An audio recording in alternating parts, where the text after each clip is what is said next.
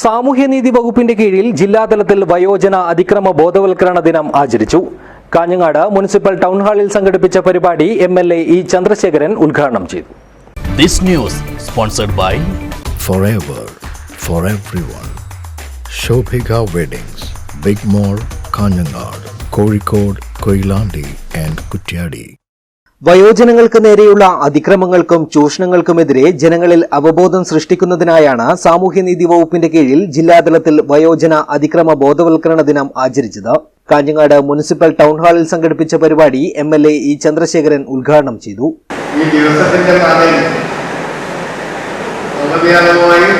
മുതിർന്ന പൗരന്മാരുടെ അവർ നേരിടുന്ന പ്രശ്നങ്ങളെ സംബന്ധിച്ച് ബോധവൽക്കരണം നടത്തുക, അതാണ് ഇതിന്റെ പ്രധാനപ്പെട്ട ഉദ്ദേശം. എന്നാലും അങ്ങനെ വരുമ്പോൾ അത് ഇവരെ അങ്ങനെ നല്ല പ്രശ്നങ്ങളൊക്കെ ഉള്ളവരാണെങ്കിൽ അവരെല്ലാം ഈ കേരളം വരും.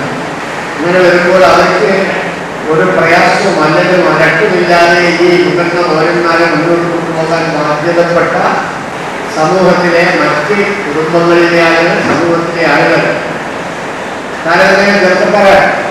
കാഞ്ഞങ്ങാട് നഗരസഭാ ചെയർപേഴ്സൺ സുജാത ടീച്ചർ ചടങ്ങിൽ അധ്യക്ഷത വഹിച്ചു.